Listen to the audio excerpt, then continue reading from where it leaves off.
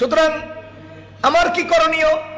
আমার করণীয় হলো কোন অত্যাচারী, সন্ত্রাসী, চোর, ডাকাত, চাঁদাবাজ কোন নেতা হলে, সে জামাত ইসলামের নেতা হলেও আমি তাকে সাপোর্ট দেব না, সে ধানের শীষের নেতা হলেও আমি তাকে সাপোর্ট দেব না, সে রিক্সা মার্কার নেতা হলেও আমি তাকে সাপোর্ট দেব না, সে হাত পাখা মার্কার নেতা হলেও আমি তাকে সাপোর্ট দিতে পারি না, সে নিজের কপালে জিব্রাইল আলাইহিস সালামের প্রতিনিধি দাবি করলেও আমি তাকে সাপোর্ট দিতে পারি না। কারণ আমার আল্লাহ আমাকে নীতি নির্ধারণ করে দিয়েছেন।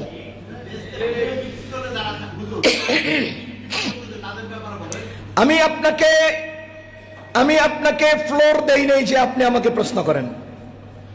কথা বুঝেন? আমি এখানে বসতে বলেছি। রাখেন, আমি এখানে বসেছি বলার জন্যে।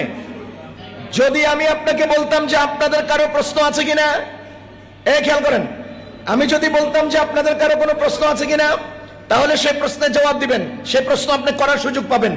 আমার চলমান বক্তব্যের মাঝখান দিয়ে আপনি ঠাস করে প্রশ্ন উত্থাপন করবেন না, এটা ভদ্রতার মধ্যে পড়ে না, এটা ভদ্রতার মধ্যে পড়ে না।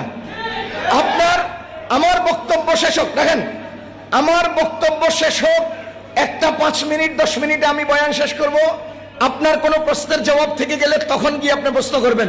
কথা শুরু করি না, এখনই প্রশ্ন শুরু করছেন। দেখেন, ওয়ালা তাআওয়ানু আলাল ইসমি ওয়াল উদওয়ান, মসজিদ আল্লাহর ঘর, এটা আমিও জানি, আপনিও জানেন। সুতরাং আমার বক্তব্য চলাকালে আপনি যে আওয়াজ দিচ্ছেন, এটাও তো মসজিদ আল্লাহর ঘরের সাথে খেলাফ হচ্ছে। চুপ থাকেন, সবাই চুপ থাকেন, সবাই চুপ থাকেন। নির্বাচন বাইরে, এখন কি বলতেছি আমি? নির্বাচনের কথা বলবো না?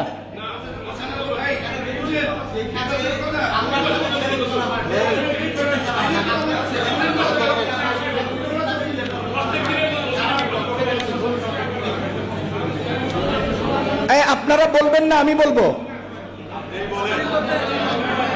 চুপ থাকবেন, চুপ থাকবেন, চুপ থাকবেন।